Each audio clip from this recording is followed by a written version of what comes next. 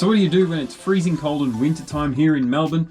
My hands are way too cold to be doing any work on the car. They'll break into little tiny pieces. So instead, you take your internet friends for a little tour of what you've been doing behind the scenes, and that's what I'm going to do today. So what I wanted to show you was the new, I guess you'd call it, dashboard that I've built. And I'll put some pictures up now to give you a bit of an idea on what it used to look like and a little bit of history to refresh your mind before I swing the camera around and show you what we've got. And I've got the GoPro going today, so it's a nice sort of wide angle.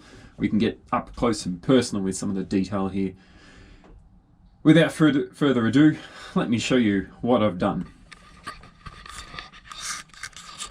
So fundamentally, I got rid of the middle dash cluster bit. It's now just the top section of the dash. That's a steering wheel hanger. I might move him out of the way so that you can see better. If you're ever wondering, I run an OMP Corsica steering wheel with a fair bit of dish and a NRG extension, and then I've got a 3D printed PETG hook that just lives up there when I'm not using it. Anyway, we'll get that out of the way so I can show you the dashboard. So before I had a bunch of gauges, a bunch of switches, a bunch of warning lights, all on this a carbon panel that was filling in this hole here, and you can see it's quite a complete void in there now. And I took all of those and consolidated them all. I have no ignition barrel or key switch or anything, so my start button's been moved up here to where the hazard light would normally live.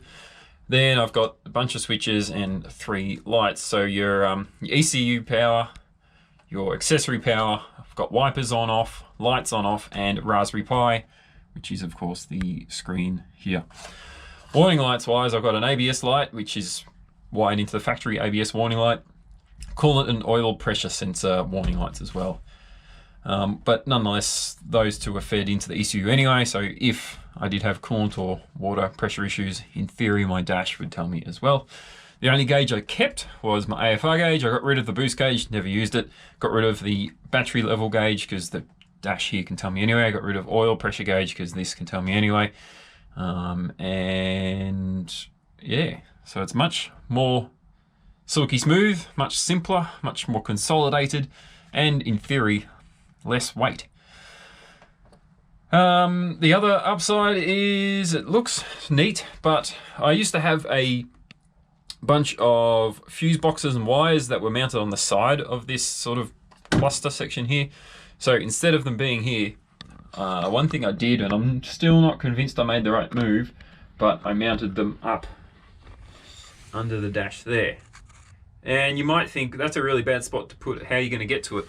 Well, this dash comes out with literally one bolt, so I just have to undo one bolt and the whole dash comes out really easy anyway.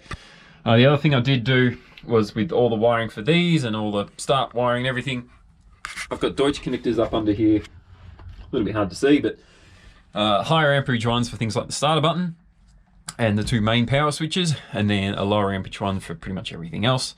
So it's just, I think, 3 Deutsch connectors. The starter button's even bridged across multiple connectors to try and give me plenty of amperage. So in theory, 3 connectors, a bolt, and this whole dash comes out really nice and easy.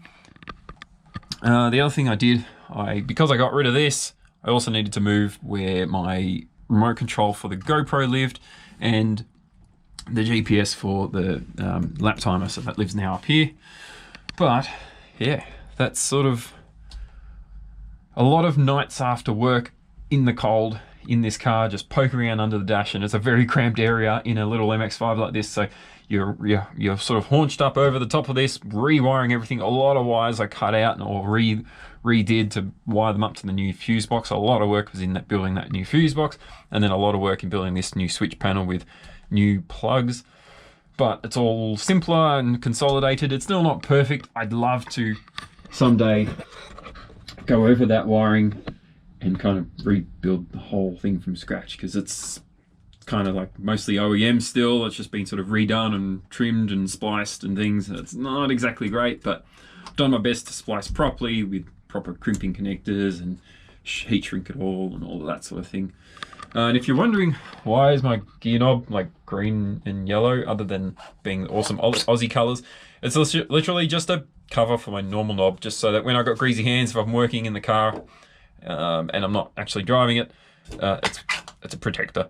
It just keeps, you know, I can drive around the garage and things, no problem. I can sit in here and poke it, no problem. But when I actually drive it, I take it off and I drive like that. It's just to keep my knob white. Wow, that memes. Yeah. The other thing I did do, redid the kill switch here with a new cut-off wire, extended this, built it up a bit better so that it's not so dodgy. And then if you're ever wondering, yep, that's where my battery lives, just under there. It's a pair of lithium iron phosphate, I think, batteries, hooked in with a nice big Anderson plug here. So, super simple, nice and light. Gets rid of a lot of wiring and things that you would normally run all the way back to the boot. Don't need them. It's plugged in right there. The wires are really nice and short and simple. But one other thing that also used to live on this dash was a rear view camera. So because there's so much roll cage and things in here, you can hardly see, and a wing, you can hardly see out the rear view mirror. So I've moved the camera up to here now, so it's kind of where the mirror would be. Hello. So instead of having it down here, and so you're trying to reverse, you're looking out through the mirror, you're looking out through here to try and see what's behind you. Now they're both in the same area. Makes for a much better place to look, I suppose you'd say. Makes a bit more sense. And it also meant that I was able to delete this good and proper. So anyway, that's a tour of what's been happening in the cabin here. Hopefully I'll get this car out on track in the next couple of weeks. I've booked it in for an event, but I think they're already booked out, unfortunately, so I probably missed out. So hopefully maybe September I'll find an event that this car can get into. Thanks for watching. We'll see you next time.